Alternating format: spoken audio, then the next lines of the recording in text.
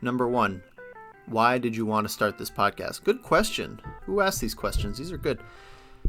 So I wanted to start it because I love Melee, clearly, and I think that there's always going to be another story to be told.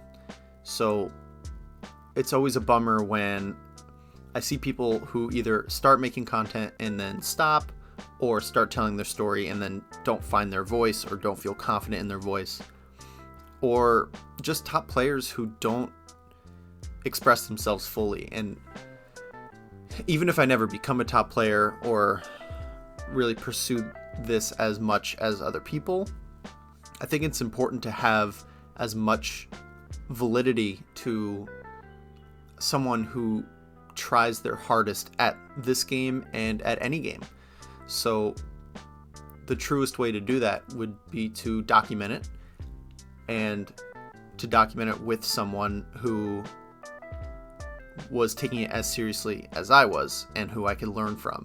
So when Will and I had an initial conversation, and I was like, I had the idea in the back of my head, me and him had that conversation, and I realized that, okay, the two of us will learn from each other, we'll enjoy each other's companies, and we'll be able to kind of create something over time that will be really great. And I think we're in the middle of doing that, and it's still early, which is cool. So that's why I wanted to start the Wannabes podcast. All right, why did I want to start the podcast? So really, I just wanted to document the journey of getting better at Melee specifically, but the podcast has sort of grown to encompass way more than just Melee. It's more about just like growing up and learning to become a better person that way. But I think going back to its original reason, it's very rare to find content where it documents like the journey of players prior to their breakouts into the top 100 or into stardom. And someone who came up 5 years ago, I really wanted to see that journey, and have that sort of be represented, sort of the struggles and the losses and the highs of going to locals and getting wins or eating a hard loss somewhere there. And also see someone represented who is trying to also balance their life with like work and other commitments. So yeah, I think that was my original reason for starting the podcast, though obviously it's, as I said, it's changed a lot more since then, but I wouldn't want it any other way. Who has been my favorite guest? Oh man, hard hitter. So one of my favorite guests has not been released yet, and that has been my good friend Psycho. So really what was great about talking with him was, revisiting. We went to college together, and for 2 years he was my main training partner. And 2 years before that, my main training partner was Chess, who we're also going to have on the podcast, don't worry. But being able to revisit my college years, and when I was going from, because with Chess, he kind of was my tutor, and then he graduated, and then Psycho started, and I was able to kind of help him out because I had more experience than him. So that was the first time I felt like someone who had something to teach. And for a lot of people, that doesn't come that early. And it was a cool experience to take someone who I now view as my equal, but at the time, when you're a junior and he's a freshman, you get to kind of hook him up a little bit. With the age difference, I had a car, parties, all that. So it was just cool to relive that with him and get his side of it, and hear what it was like to, get all those late night Taco Bell runs and play some Melee. It was sick. Number 2, who has been my favorite guest?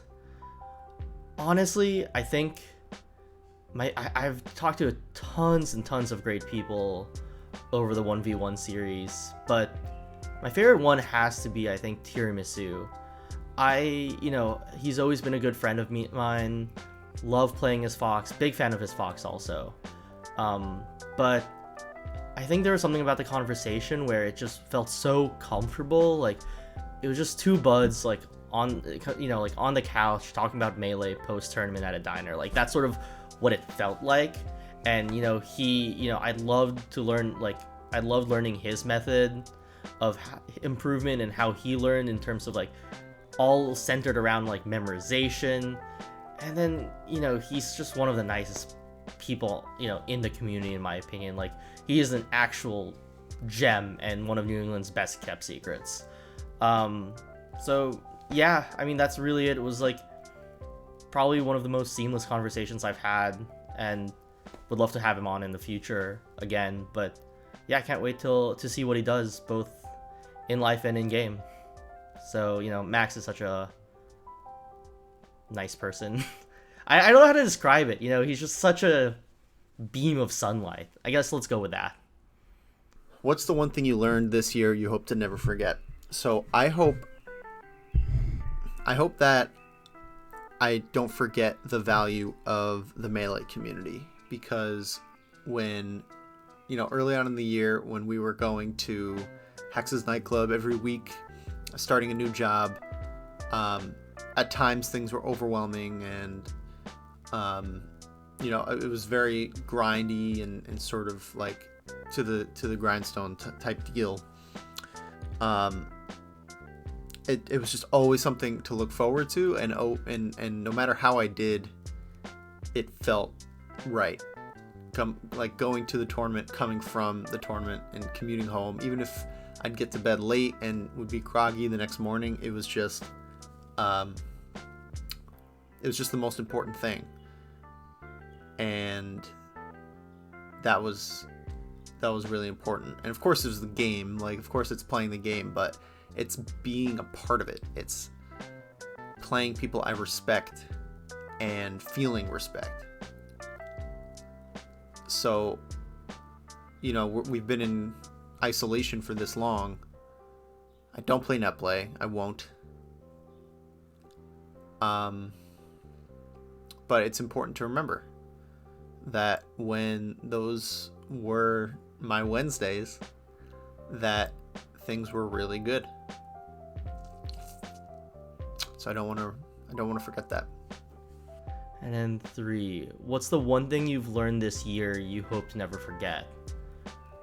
So the biggest thing I think this year is that I learned that I could be creative through this podcast. You know, I never really viewed myself as a creative person. That's why I work in the sciences. You know, I was a bio major, and then I went into clinical research. But doing this podcast, like, yeah. And I also, like, suck at music. I'm tone deaf, and I can't paint, even though my mom's a painter. And, you know, I really didn't think I was that big of a creative person. But running this podcast has really shown me that there are some aspects of creativity that I didn't really consider as being sort of creative before. So that's probably, like, the biggest thing for me.